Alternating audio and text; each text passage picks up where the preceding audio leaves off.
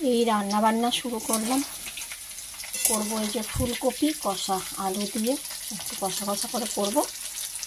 মশলা বেটে নিয়েছি, এটাতে হচ্ছে তোমার অল্প একটু আদা, লঙ্কা, টমেটো, ধনেপাতা, এলাচ, লবঙ্গ, দারচিনি, তারপরে কাজু বাদাম, পোস্ত একসঙ্গে বেটে নিলাম।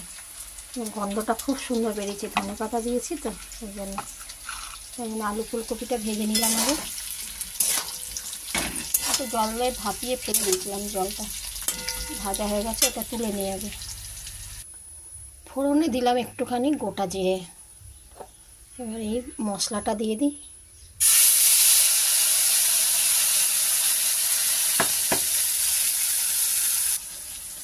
এই দেবো পরিমাণ মতন একটু নুন। আলু ফুলকপিটাতে একটুখানি নুন দিয়েই ভেজেছিলাম। নুন, একটু হলুদ,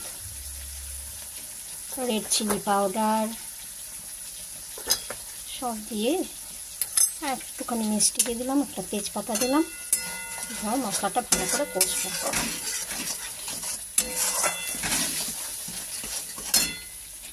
মশলাটা কষা হচ্ছে, এর মধ্যে একটুখানি টক দই দেবো। এই দইটা ফাটিয়ে রেখে দিয়েছি ভালো করে। ফেটিয়ে রাখলে না তাহলে ছানা ছানা মতন হয় না গ্রেভিটাতে। আর একটু কষে নিই, তারপরে আলু ফুলকপিটা দেবো। মশলাটা কষা হয়ে গেছে, এবার আলু ফুলকপিটাতে দিয়ে দেবো। এতে একটু ভালো করে কষে নিই, বেশি জল দেবো না, মাখা মাখা থাকবে। এই হয়ে গেল আমার আলু ফুলকপি কষাটা। উপর থেকে একটুখানি গরম মশলা দেবো। বেশি ঝাল দিইনি, কারণ কি বাচ্চারা আছে তো খাবে, ওই জন্য বেশি ঝাল দিলাম না। একটু গরম মশলা গুঁড়ো দিয়ে দিই। জিনিস একটু গরম মশলা দিলে ভালোই লাগে খেতে। আর একটুখানি ঘি দেবো অল্প,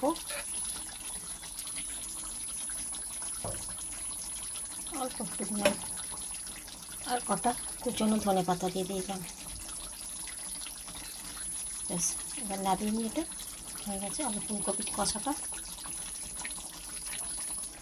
আলু ফুলকপিটা তো হয়ে গেল। এবার করবো ফ্রাইড রাইস করবো। এই যে ফ্রাইড রাইসের সব কেটে রেখেছি। আর একটু পনির করবো, ক্যাপসিকাম পনির।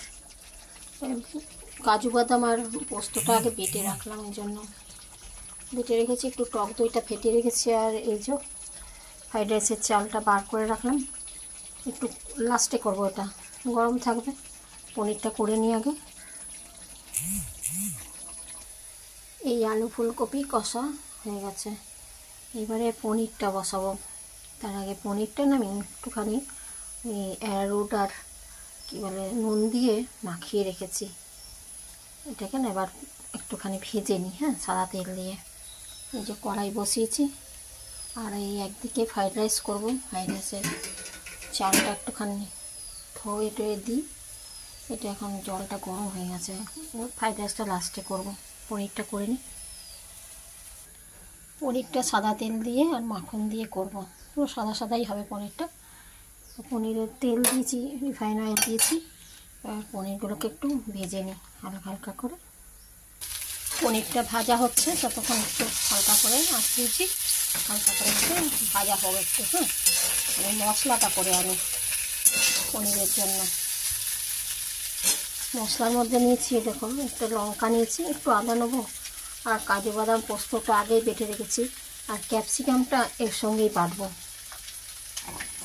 আদা, লঙ্কা আর ক্যাপসিকাম একসঙ্গে পেস্ট করব। পনির ভাজা হয়ে গেছে, একদমই হালকা হালকা ভাজা থাকবে। তো একটু সাদা তেল দিই, তার উপরে মাখনটা দেবো, নাহলে মাখনটা পুরো পুড়ে যাবে। আর একটুখানি মাখন দিয়ে দিই। এই সাদা তেলের মধ্যে মাখন দিয়েছি, গলে গেছে। এবার আমি ওর মধ্যে একটু কাস্তুরি মেথি আর একটা শুকনো লঙ্কা দিয়ে দিচ্ছি। এটা একটু লঙ্কাটা ভাজা হোক। এবার এই ক্যাপসিকাম, কাঁচা লঙ্কা, আদা বেটে রেখেছিলাম, ওটা দিয়ে দিলাম।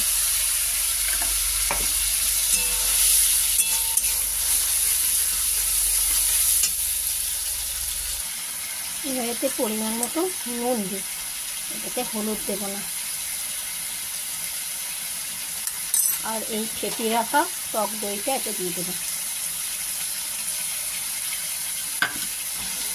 এটাকে আর একটুখানি কষে নিই।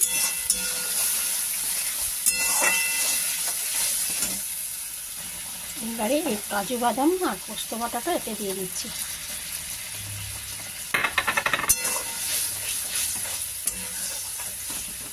জল দেবো না, এতে একটুখানি দুধ দেবো।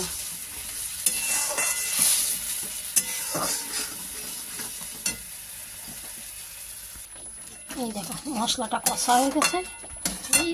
এর উপরে এবার আমি দুধ দিয়ে দেবো।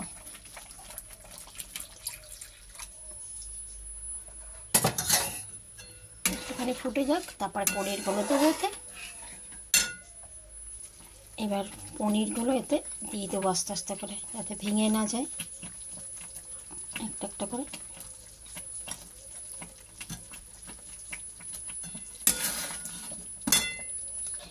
এই দেখো হয়ে গেল ক্যাপসিকাম পনির। চলো তবে এবার নামিয়ে নিই। এই হয়ে গেল আমার ক্যাপসিকাম পনির। এই কাঁচা পনিরগুলো খালি একটুখানি সাজিয়ে দেওয়ার জন্য ওখানে দিলাম। চলো তবে এবার ফ্রাইড রাইসটা বসাই। চালটা ধুয়ে নিয়ে আসি, জল ফুটেই গেছে। এই কড়াইটা হালকা আঁচ করে দিয়ে যাই। সবজিগুলোকে তো ভাজবো হালকা আঁচে। ফ্রাইড রাইসটা না সাদা তেল দিয়ে করবো, তো আমাদের মাখন অল্প একটুখানি দিলাম একটু টেস্ট হওয়ার জন্য। চলো এর মধ্যে দেবো এলাচ, লবঙ্গ, দারচিনি আর তেজপাতা। এটা একটুখানি ভেজে নিই। এইবারে ভিজিয়ে রাখা কাজু কিশমিশগুলো আছে, এইগুলোকে একটুখানি ভেজে নেব।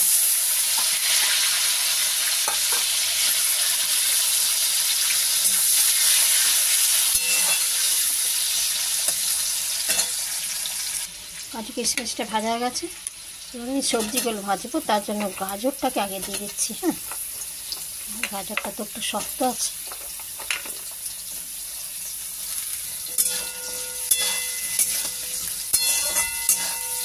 ফ্রাইড রাইসটা একটু মিষ্টি মিষ্টি হয়, একটুখানি মিষ্টিও দিতে হবে, নুন দিতে হবে, সব দিয়ে সুন্দর করে হবে। গাজরটা একটু ভাজা হয়ে গেছে, এবার বিনসগুলো দিয়ে দিই। ক্যাপসিকামটা একটু পরে দিচ্ছি।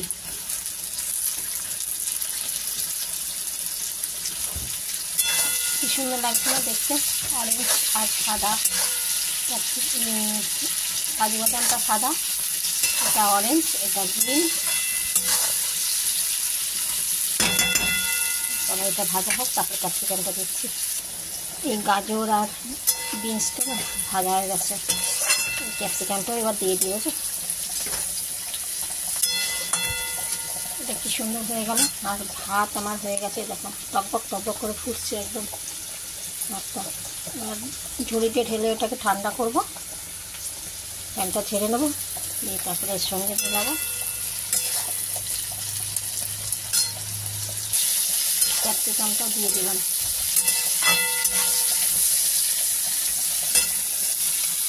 এই যে ভাতটা জল ঝরিয়ে নিয়েছি একদম ঝাঁঝরিতে, আর এটা গ্যাসটা বন্ধ করে দিয়েছি। গ্যাসটা এখন জ্বালাবো না। এই ভাতটা দিয়ে তারপরে চিনিটা দেবো এর উপরে।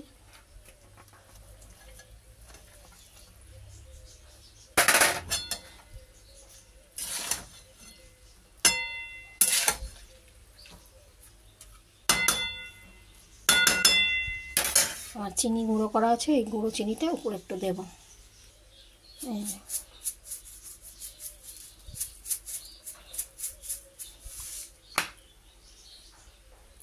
হয়ে গেল আমার ফ্রাইড রাইস। এবার আমি ঢেলে রাখি। তোমার রান্না তাহলে কমপ্লিট একদম।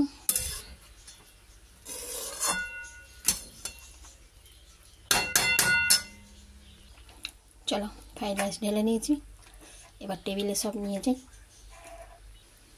এই দেখো টেবিলে সব সাজিয়ে নিয়েছি।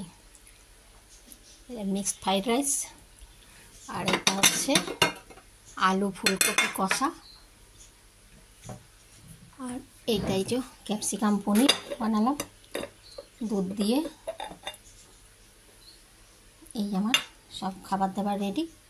মিষ্টিটা পরে নিয়ে আসবে, ওরা আসুক, তারপরে মিষ্টিটা নিয়ে আসবো। টেবিলটা খালি করে ওই দিকে রাখলাম, ফুলদানিটা মানে ফুলদানি বলছি গাছটা, কারণ সুবিধা হবে আমারও খেতে দিতে। সব কাঁচের প্লেট দিলাম আজকে।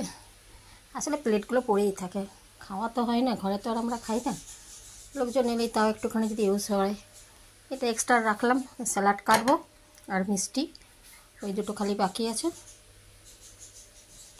এই রান্না বান্না সব হয়ে গেছে, এবার আমি একটুখানি ঘরটাকে ভালো করে গুছিয়ে নিই। দেখো ঠিকঠাক সাজাতে পেরেছি। আমার এই বড় বোলটার ঢাকা নাই, এটা এরকম সাইডগুলো কাটা কাটা ডিজাইন, তো এটা এমনি একটা সাজানোর জন্য টি টেবিলে নিয়ে এসেছিলাম, তো ওটাতেই রাখলাম। এই প্রথমবার ইউজ করলাম এটা। এইগুলো মাইক্রো ওভেনের বোলগুলো, এগুলো আগে ইউজ করেছি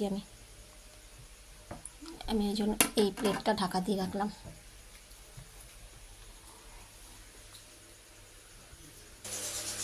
ঘর পরিষ্কার করা হয়ে গেছে, এবার একটু না এই ম্যাটটা এখানে পেতে দিই।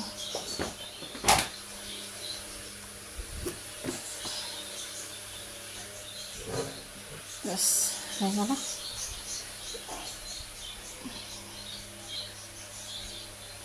আর ঘরটা পুরো রান্নার গন্ধে না কেমন গন্ধ হয়ে গেছে। একটু রুম স্প্রেটা অন করে দিই, ওখানে রুম স্প্রেটা অন করে দিয়েছি, এবার ঘরটা ভালো গন্ধ বেরোচ্ছে, খালি রান্নার গন্ধ বেরোচ্ছিল। চলো তবে আমার সব হয়ে গেল, এবার গেস্টদের আসার অপেক্ষা। ঘর তো আমার সাজুগুজু করে নিয়েছি, এবার আমি নিজে একটু সাজুগুজু করে আসি, আমার লোকজনরা সব চলে আসবে।